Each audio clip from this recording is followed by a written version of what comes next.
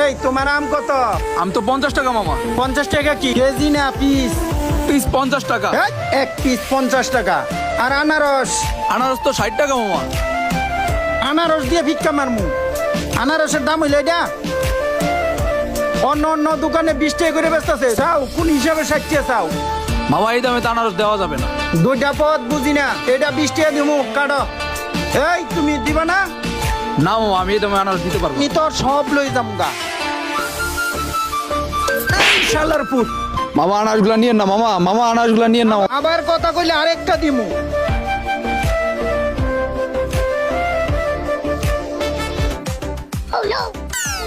তোমার লগে ওই লোকটা খারাপ ব্যবহার করলো কেন?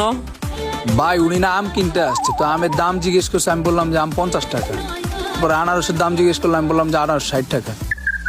উনি 20 টাকা বইলা জোরাজুরি করতেছিল, আমি ওনাকে